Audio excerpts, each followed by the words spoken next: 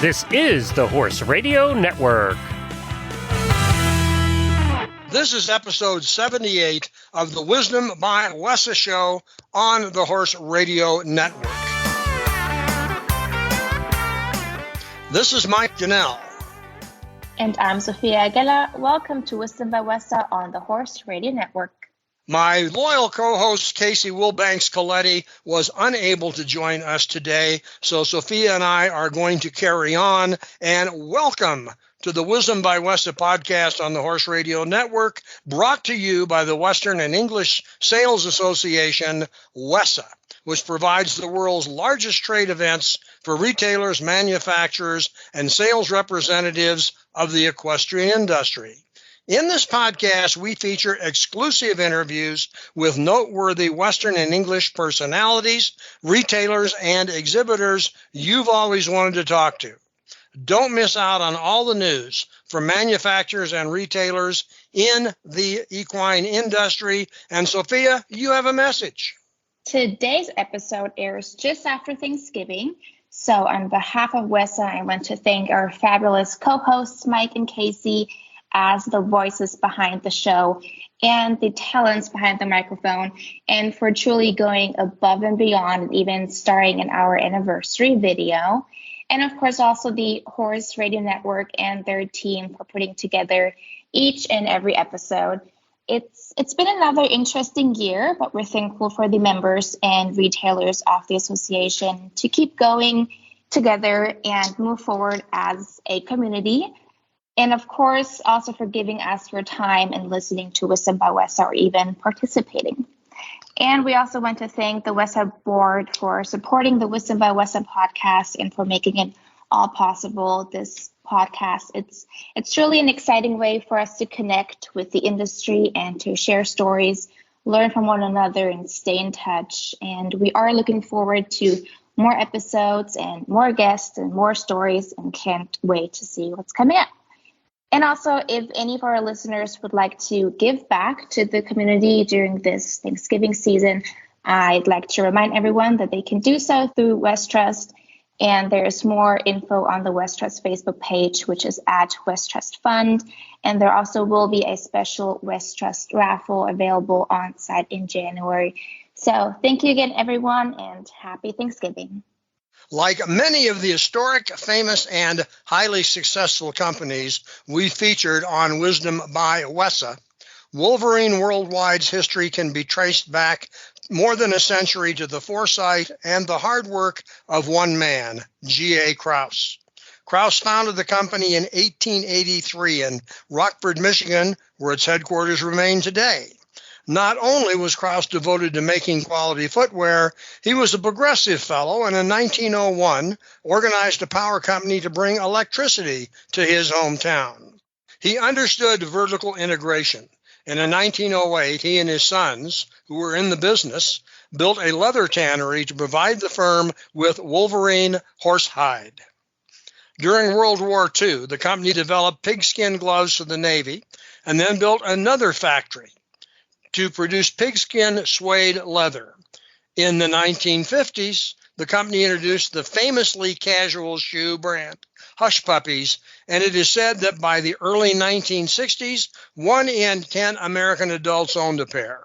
Today, the company is one of the world's leading marketers of footwear, with 13 brands marketed in more than 170 countries. Miles Underwood joins us today to talk about the past and the current direction of this multi-line company. Are your horses happy with where they live? Are you happy with where your horses live? If not, what can you do about it? Your horses are often a reflection of the environment that you create for them. The Stall and Stable podcast, hosted by Helena, covers topics ranging from backyard barns to managing large-scale stables. You may remember Helena as the former co-host of the Stable Scoop radio show with Glenn Hebert. Miles Underwood, hey, thanks for taking the time to join us on the Wisdom by WESA show. Yeah, not a problem. Happy to do it. Well, I'm glad you are. It's an interesting company, but this is one of the companies, very, very successful companies that we've had on the show who can really trace its roots back over 100 years to the ingenuity and the foresight of one individual, which in your case was G.A. Krause, and the company has finally expanded and built and changed and added things to the point where we are now. Why don't, just for clarification's sake, you can, for our listeners, kind of profile what your current role and background is in the company and the industry? Yeah, so I started with Wolverine Worldwide a little over 11 years ago, moving on to my 12th year right now. I started in customer service with our Merrill brand, which kind of focuses on, more outdoor technical product and footwear and apparel. Kind of did a little bit of moving around with some other brands with our Sperry brand, and then more recently with Wolverine Apparel, and now onto Wolverine Footwear. So what I'm in charge of is the territory of all of Texas, Oklahoma, Arkansas, and Louisiana, and I'm a senior account executive for Wolverine brand. So basically servicing our independent retailers with product, marketing, anything I can do to kind of help them in store, online with a digital presence, anything we can do to kind of drive growth and awareness and, get boots on people's feet so they can, do their job at the end of the day. Now, as I recall, when you and I chatted before, while you are right now focused on the Wolverine brand, you have had experience with some of the other brands the company markets. Yes. I mean, we have 12 different brands in our portfolio, and we just added our 13th earlier this year. And, for the scope, it just kind of tells you how big we are and in the different categories that we play in. Me, I'm from Michigan originally. I moved down to Texas 3 years ago. And if you would have, showed me what a square toe boot is, I couldn't tell you the first thing about it. So I think, for me, that was a big transition moving down to Texas and just seeing, the full scope of the brand and the different retailers and clientele we service. But yeah, from Merrill, we also have our Caterpillar brand, which is another work brand that we have. We have Sperry, does boat shoes and a little more lifestyle. We have a children's group, and then our Saucony running brand, which is, one of the top running brands in the world right now. So definitely a bunch of different categories that we play into, and I think it just helps our presence. Now, we, of course, this is the WESA show, and we talk more than anything else about the Western market. Do the Western stores in your market, what's the breadth of the brands that they carry? We know that retailers have spread well beyond square-toed boots right. or ropers or anything else, and because they want their customers to buy more from them rather than go across the street to buy a brand they don't have. So what are you finding in terms of the retailer's interest in more than one of your lines? Yeah, I mean, from a competitive set, I mean, it's a huge market out there. The big players, Justin, Ariat, on the work Western side, those are staples in this territory, and who I'm up against. From a work Western standpoint, Timberland Pro. You have some other like Rocky brands. There's quite a few. That I would say that I see from a retailer standpoint, but. Area and Justin, I would say with Timberland Pro, Red Wing are probably the top ones. And I think that just speaks to the heritage. Like Wolverine brand, we've been around for over 100 years. So I think it's easier for retailers to tell that story and to work with brands that have that heritage. I think it's definitely from what it was 20, 30 years ago. There's a lot more brands. It's a lot more, competitive marketplace nowadays. We just want to do everything we can to kind of set ourselves apart from our competition. Now, but the Western stores are carrying your brands as well, correct? Oh, yes. Yep. And that's probably one of our fastest growing categories is the work Western. So we do soft toe, we do steel toe, but is a prominent part of our line. And we are continued to be focused on it. How was business at your level and the retail level? And I guess I would ask worldwide, though you don't have worldwide responsibility, when the pandemic took over the country. Right when the pandemic went down, March of 2020, there was a lot of uncertainty, I think from retailers, from the brands. No one really knew what was going on, and it was just kind of one day at a time.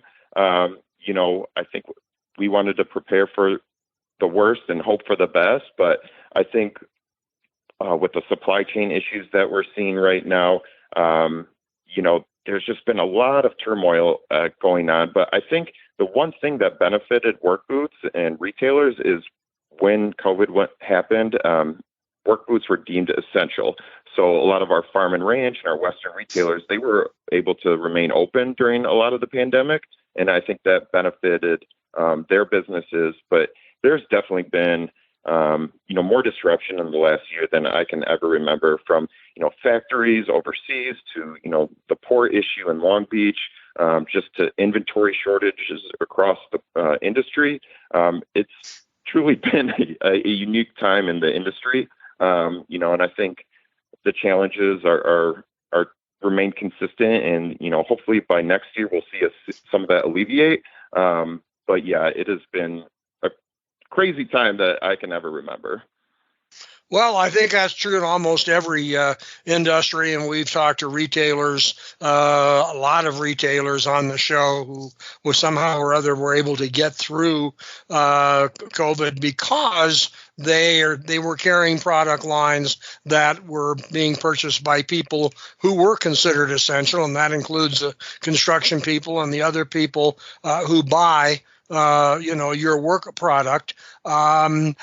Next question. I know, because Sophia said you're now the Wolverine liaison with WESA. That's correct?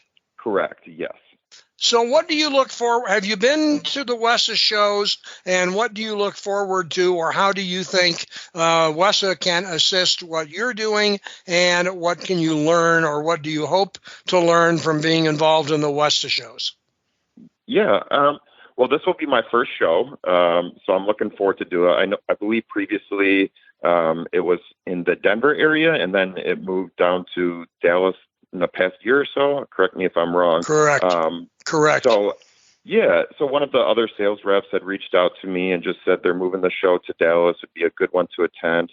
So I'm looking forward to just meeting everyone. I think with COVID and the pandemic, you really see the renewed emphasis and just getting out there and meeting people face to face. And I think that's what I enjoy most about, my position and my role with the company, but two, what I'm looking forward to at the trade show, just meeting retailers that maybe I haven't met previously, being able to have the line and walk through, the entire breadth of our product line, from apparel, to the work boots, even, some of the casual stuff that we're doing now. So I think just getting face to face, I think right now people are pretty zoomed out, and, have a little Zoom fatigue and doing the digital stuff. So I think just meeting people, getting around, seeing the other brands and what's going on and what they're doing. And like I said, me moving from Michigan and not having a whole lot of experience in the Western, market, I think it will be a eye-opening and exciting experience for me. What have you learned about the Western market now that you're down in Texas? Any surprises when you came down? I just, probably from a retailer standpoint, just how many Western retailers there are, just the sheer number of them. So, I mean, Texas itself is such a big state, and I travel down south to the border. I'm in Houston, East Texas, and the Panhandle, West Texas. So, geographically, I've seen a whole lot of different cities and, met different people. And I just think that the whole Western DNA, with the hats, the buckles, denim, the boots, the fashion elements of some of the exotic boots and the materials they use, it is a completely eye-opening experience. So, I think just learning more about that, but at the same time, just learning more about, what other companies are doing, what their vision, where they started, how other people got their start. I'm trying to soak up everything I can like a sponge. So there hasn't really been anything that surprised me, but I just think the pure volume of, the Western market and the Western apparel, I was completely unaware of that. Well, I think that's interesting, and also because you look at your lines. I think some people make the mistake of believing that cowboys wear nothing but boots. Whether they're working, whether they're on the ranch, they're rodeo contestants, whatever it is, and that's not always true. As companies like yours have introduced a casual after work or weekend line. If you go to a rodeo, these guys come out of the arena and they don't stay in boots all the time when they're traveling. They have on casual shoes. That's true at the ranches as well. And I think that bodes well for a firm like yours that's been able to bring good brands in for maybe we'll call it the after work market, if that's a fair term, where they wear either work boots or they wear Western boots for what they're doing, and they have casual shoes in their closets for when they're not working. And fortunately for you, you have all those things.